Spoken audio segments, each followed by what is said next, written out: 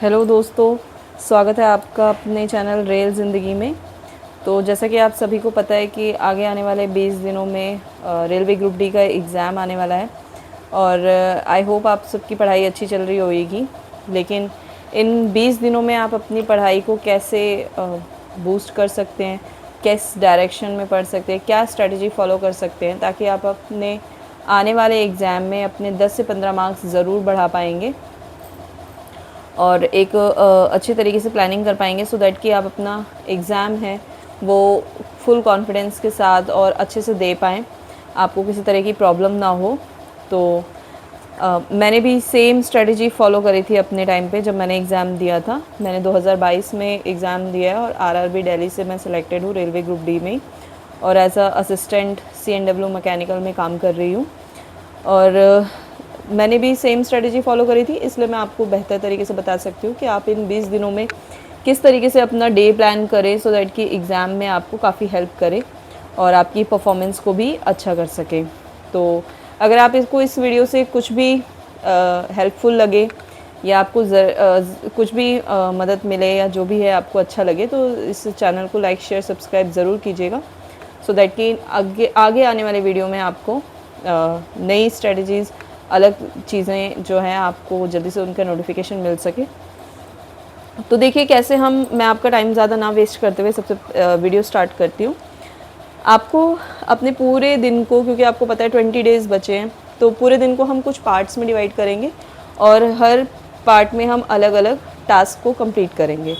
तो सबसे पहले हमारा मॉर्निंग का टाइम आएगा जिसमें आपको क्या करना है। आपको ऐसा नहीं करना है कि कुछ भी उठा के आपने पढ़ना शुरू कर दिया, ये स्ट्रेटजी बहुत गलत हो जाएगी और आप जो 20 दिन तक करेंगे और आपको खुद भी समझ में नहीं आएगा कि लास्ट में आपने किया क्या है लास्ट के 20 डेज़ में।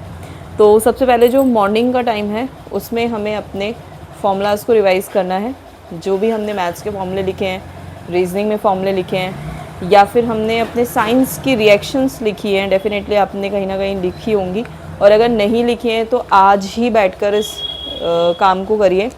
एक पेपर पे या कहीं पे भी एक जगह आप अपने मैथ्स के फॉर्मूले, रीजनिंग के फॉर्मूले और साइंस की रिएक्शंस और फॉर्मूलों को लिखिए और ताकि सुबह रोज़ जब भी आप उठें तो सबसे पहला काम आप उन फॉर्मूलों को रिवाइज़ करने का करें। रिवीजन आप कुछ काम करते करते भी कर सकते हैं तो वो ज़्यादा मुश्किल नहीं रहेगा जब आपके पास हैंडी नोट्स होंगे, पेजेस पे लिखे होंगे, तो आपको पता है कि मुझे ये 3-4 पेज ही रिवाइज़ करने हैं।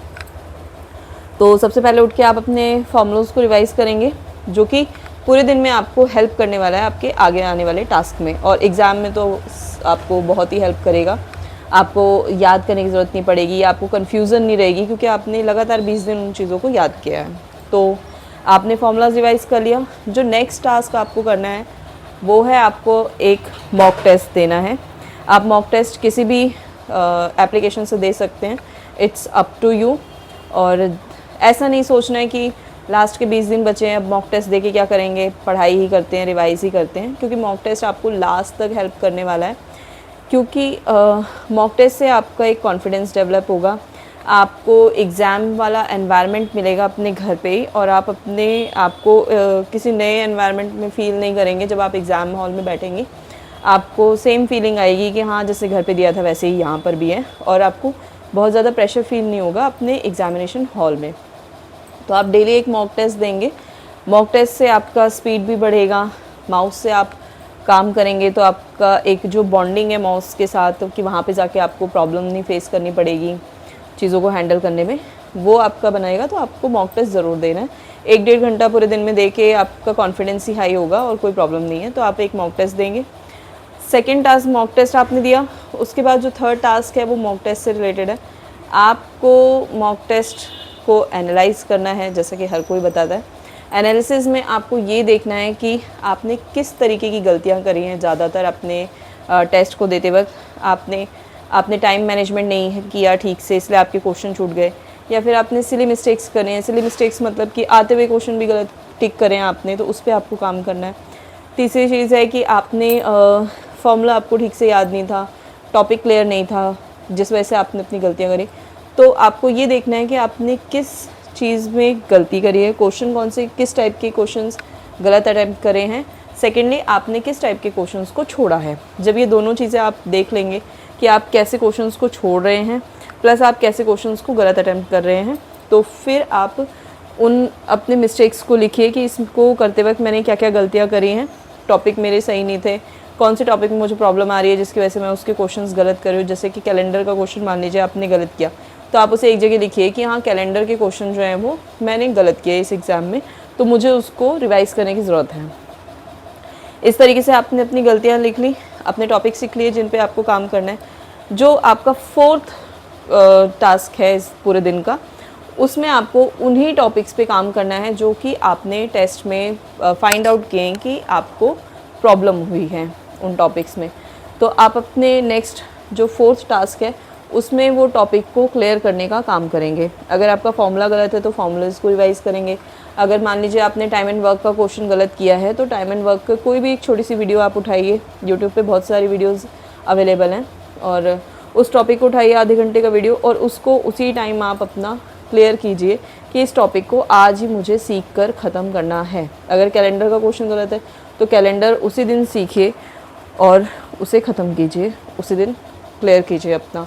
इससे आपको अपनी डेली अगर आपने 2 से 4 टॉपिक भी क्लियर करे इस तरीके से देखकर, तो एग्ज़ाम में डेफिनेटली आप अपने काफ़ी हद तक 80 टॉपिक्स तो वैसे देखा जाए तो 20 दिन में आप कवर करेंगे, बट अगर 80 आपने नहीं भी करे तो 50 नए टॉपिक जिनमें आपको प्रॉब्लम हो रही थी, जिनके आप क्वेश्चन गलत कर रहे थे या कोई कन्फ्यूज़न रह गई थी, उसको आप क्लियर कर पाएंगे। और 50 टॉपिक बहुत मायने रखते हैं एग्ज़ामिनेशन के लिए।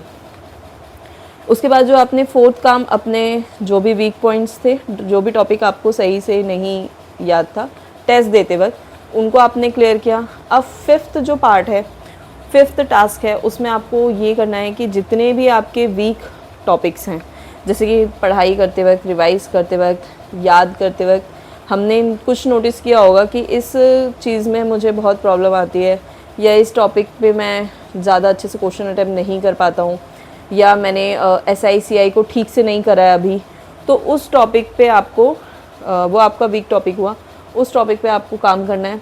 उस 5th टास्क में जो आपका टाइम होगा तो उस टॉपिक को क्लियर करना है आपको। जो भी आपका वीक टॉपिक है, साइंस में कोई चैप्टर है जिसके क्वेश्चन आपने ठीक से नहीं देखे हैं, या जिसको आपने ठीक से नहीं याद किया, या उसके नोट्स आपने ठीक से नहीं रिवाइज़ कर रखे, तो उस टॉपिक को आप अपने 5th टास्क में कंप्लीट करने की कोशिश करेंगे, जिसमें कि आपको अपने वीक टॉपिक्स पे काम करना है। डेली आप अगर 1 से 2 टॉपिक भी क्लियर करेंगे तो आप 20 दिन में 40 टॉपिक्स पे काम कर चुके होंगे, जो कि एक बहुत अच्छा नंबर है आपके एग्ज़ाम में स्कोर करने के लिए।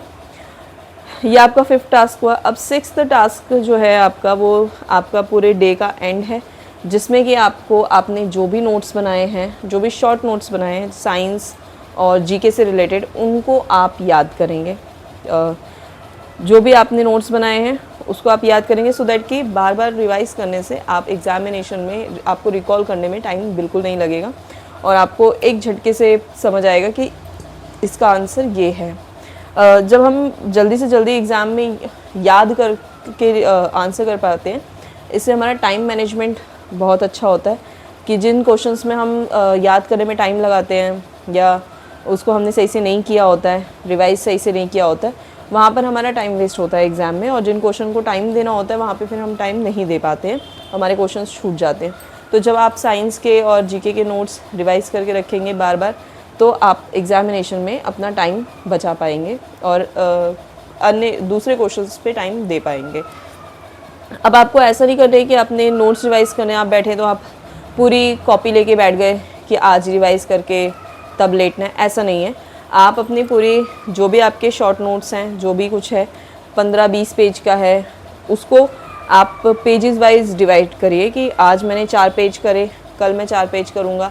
इस तरीके से ऐसा प्लान करना है आपको कि आप इस 20 दिन में उन चीज़ों को 2 से 3 बार रिवाइज़ कर सकें।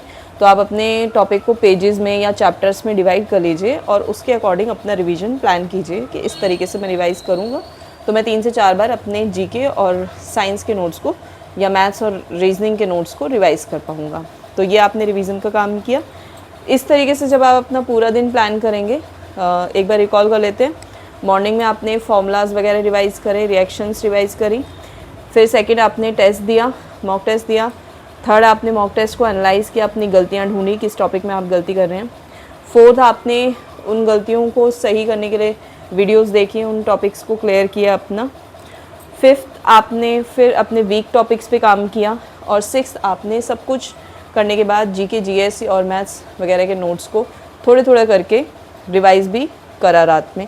इस तरीके से जब अपने 20 दिन आप इस स्ट्रैटेजी को फॉलो करेंगे तो डेफिनेटली आप से एग्ज़ाम में 10 से 15 मार्क्स आपके बढ़ने से कोई नहीं रोक सकता है, इसकी गारंटी मैं लेती हूँ। मैंने भी सेम स्ट्रैटेजी फॉलो करी थी अपने टाइम पे और बहुत अच्छा स्कोर किया था। आगे आने वाली वीडियो में मैं डेफिनेटली आपके साथ अपने स्कोर भी शेयर करूँगी, और आपको भी और टॉपिक्स पे भी बात करेंगे हम। तो नेक्स्ट वीडियो मैं किस चीज़ पे बनाऊँ, ये आप मुझे कमेंट सेक्शन में बता सकते हैं। जैसे कि टेस्ट एनालिसिस कैसे करें, उसमें आपको हेल्प चाहिए, या फिर आप मॉक टेस्ट देते वक्त किन बातों का ध्यान रखें, उस तरीके की वीडियोस में आपको हेल्प चाहिए, या कौन से सब्जेक्ट के लिए मैंने कहाँ से पढ़ाई करी थी वो अगर आपको चाहिए। इस तरीके के मतलब कुछ भी डाउट्स अगर आपके मन में आ रहे हैं या आप चाहते हैं कि मैं इन पे वीडियो बनाऊँ, तो मैं डेफ़िनेटली आपके लिए इस पे वीडियो बनाऊँगी। आप मुझे कमेंट सेक्शन में बताइएगा। और अगर इस वीडियोज़ से आपको हेल्प मिली हो तो डेफ़िनेटली इसको लाइक, शेयर, सब्सक्राइब ज़रूर कीजिएगा, और मेरी आगे आने वाली वीडियोस के लिए ज़रूर आप सब्सक्राइब कर लीजिए। और थैंक यू फॉर वॉचिंग, और all the best for your railway exam. So bye.